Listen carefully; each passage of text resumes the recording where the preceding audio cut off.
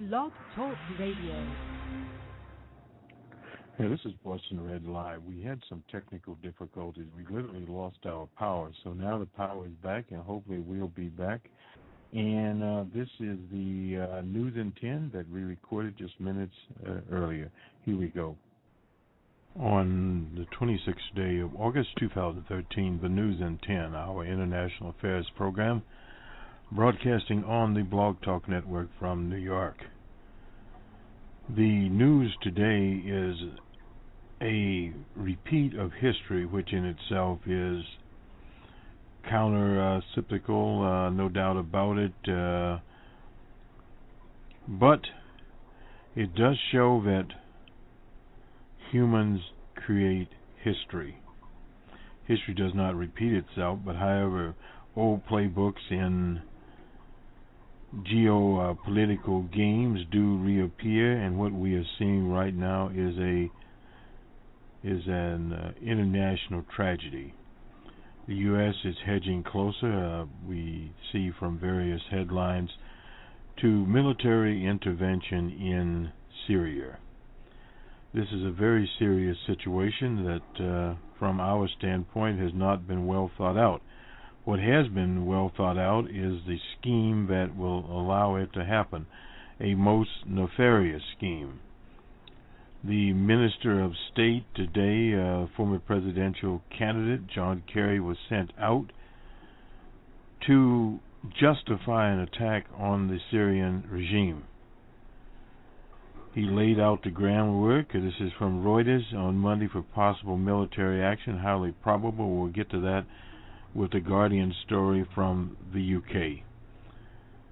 Over suspected chemical attack, implying that President Bashar al-Assad's forces in a moral obscenity. Well, the moral obscenity here is the justification for this attack. In the most forceful reaction yet to last week's suspected gas attack outside of Damascus, Kerry said, this is from Reuters, that the President Barack Obama believes there must be accountability for those who use the world's most hideous weapons against the world's most vulnerable people.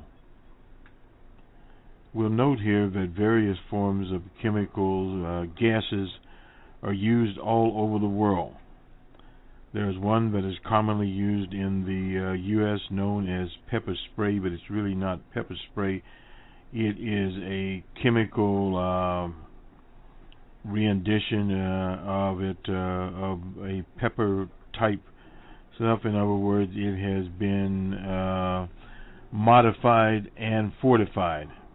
It was used all over the U.S. during the Occupy movement. People were sprayed. Pregnant women were sprayed out in California, in New York. They had a cop there literally spraying people in the mouth that caused nauseous problems to occur. And a woman had a miscarriage. Now, so these chemical weapons is nothing new. The unfortunate problem here is that there are gangs in Syria with access to these kinds of weapons. And also at the same time, various intelligence services that are there, weapons are being funneled in via Turkey, all kinds of weapons, including the chemical weapons. So in other words, this is a put-up sham. But what they've been able to do is say, well, if they don't find it, it's been degraded, as we reported last night on the same format, by the Assad forces from continual bombardment. Kerry spoke today, this is again from Reuters, after chemical weapons expert interviewed and took blood samples on Monday from victims of the attack in a rebel-held suburb of the Syrian capital. After inspectors themselves survived so-called sniper fire, again, no one was attributed to who the sniper fire was. What we saw in Syria last week, this is from Kerry, should shock the conscience of the world. No doubt about that, but what Kerry doesn't tell the people is they have not clearly determined who was behind the attack. He goes on to say, let's be clear, the indiscriminate slaughter of civilians, the killing of women and children, the innocent bystanders by chemical weapons is morally obscene. Well, is a moral obscenity, I'm sorry. But nonetheless, the bombardment of people by these various gangs in Syria is a moral outrage. And this whole activity that has come about here is nothing more than a tired, worn-out script that the U.S. has justified in interventions from Grenada on to Reagan, that some medical students were held. That was not the case at all. And the interference in Panama, where they were able to depose the president there, Antonio Noriega. Noriega is now back in Panama in prison via France. But this just explains some of the actions that they have been, these cover-ups. One of the problems they have these days, they didn't have this as much intensification of social media when G.W. Bush, the second President Bush, invaded Iraq under the pretense of weapons of mass destruction, which were never found, and the Bush administration knew it was a lie.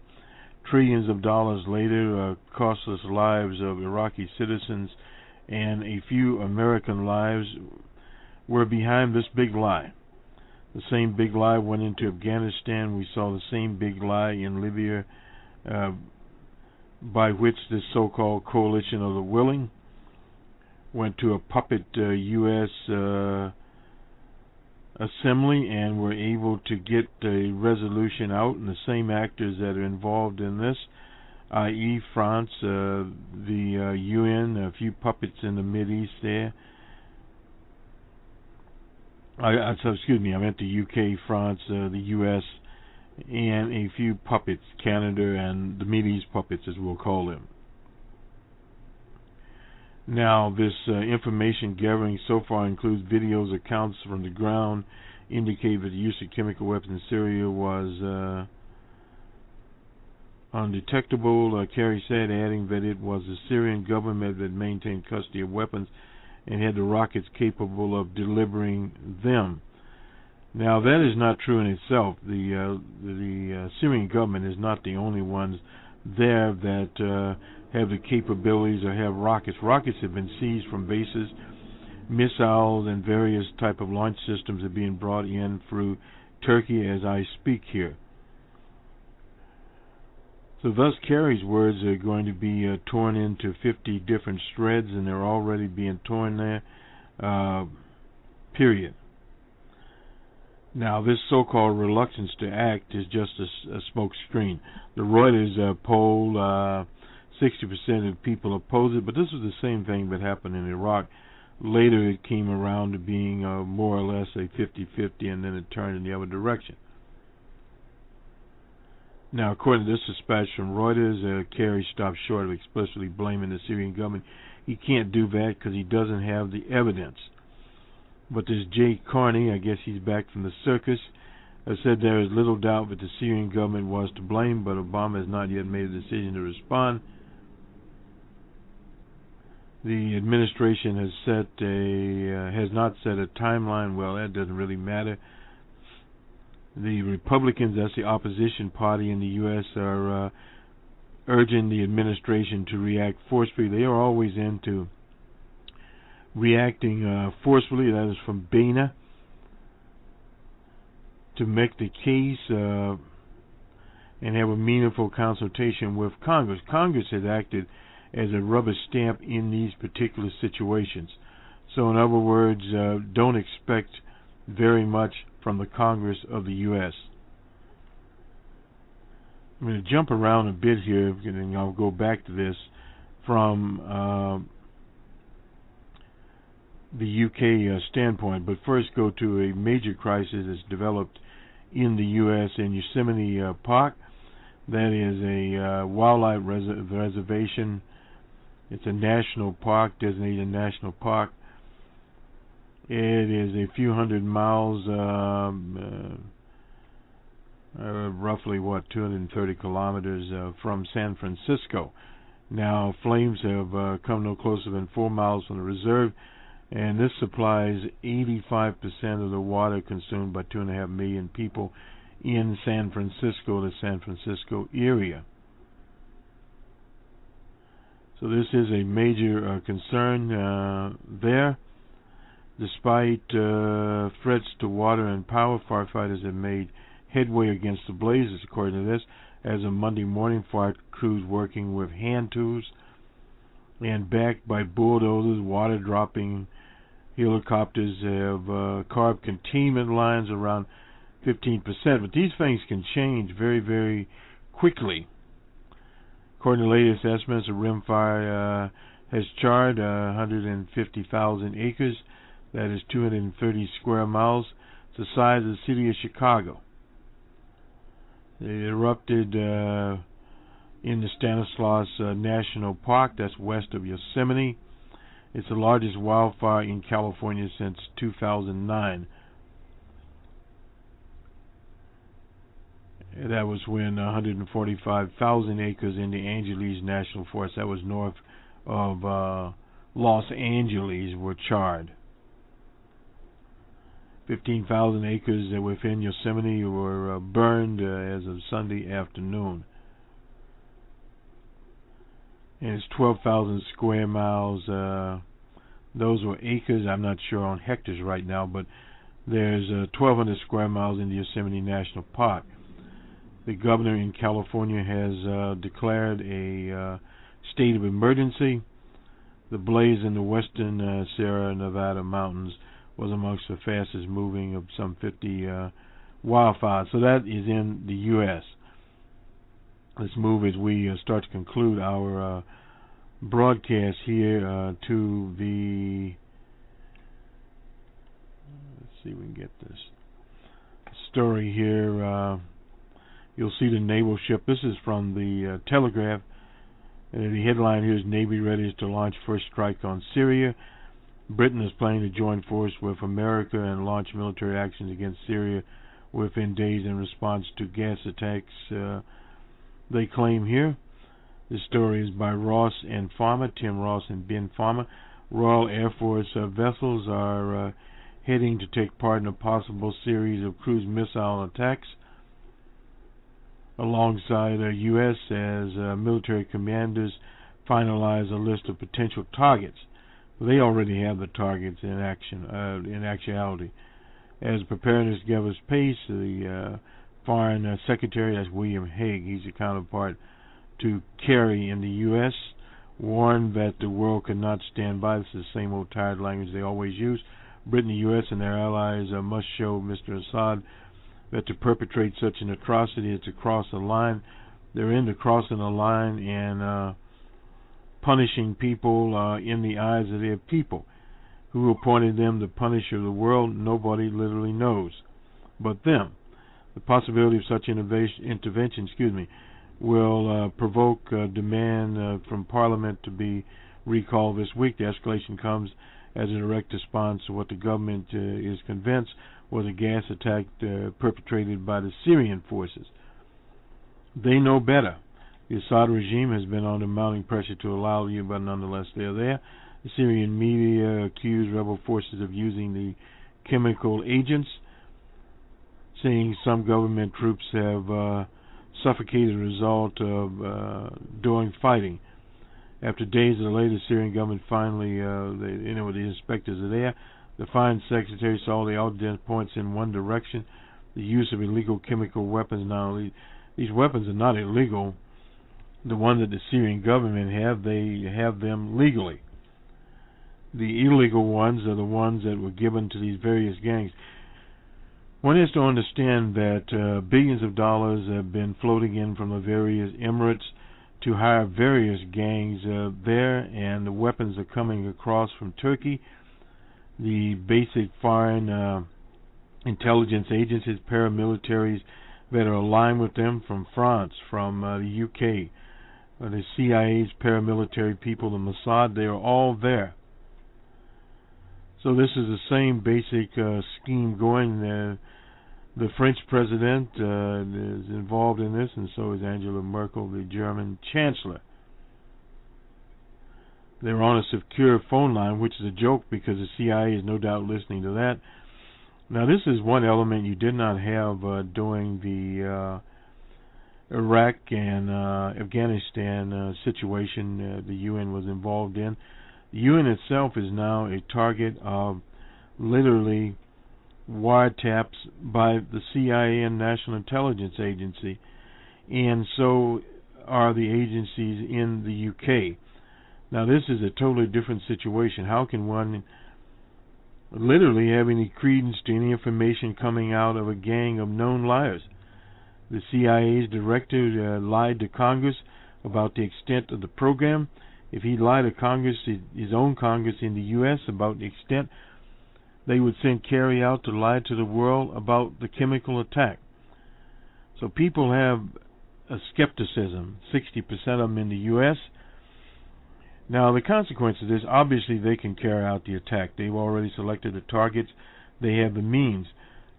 But one of the things the Obama administration has not thought about, what will be the consequences of this 1 year and 2 or 3 years down the proverbial road. The 2014 elections here in the U.S., there will be consequences to Obama and his party, and he knows that. But it could be a bloodbath in 2016 because, unfortunately, the Democratic candidate, one of the candidates there, is tied up, and another potential candidate also in Vice President Biden.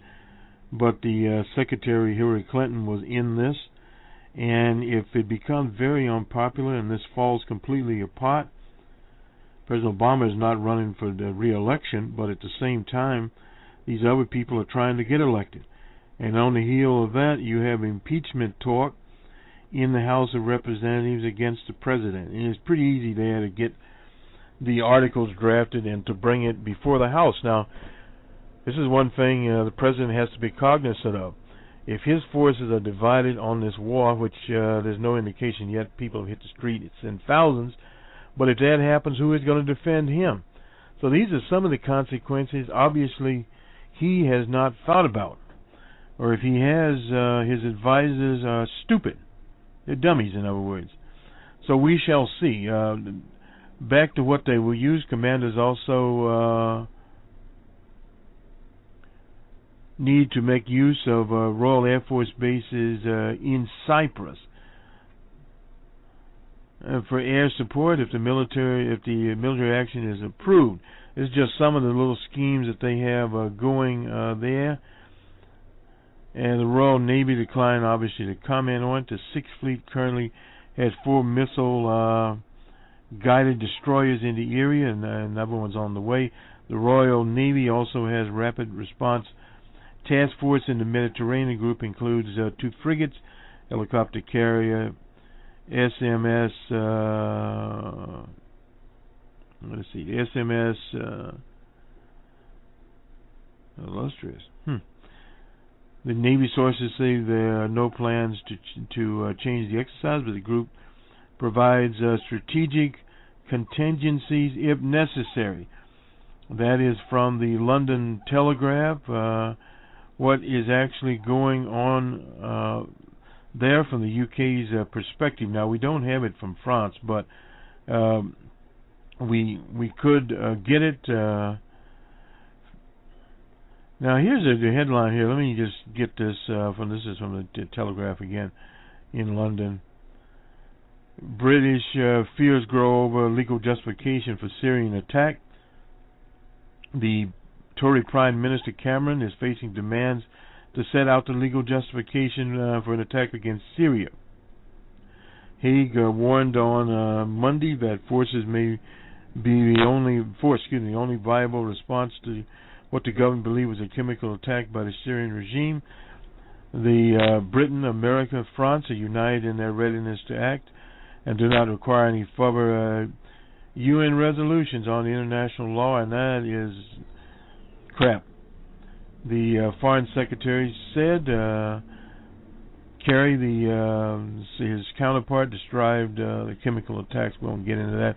Haig's comments led to calls for the minister to make their case and detail the legal basis and long-term objectives of entering the bloody war in Syria.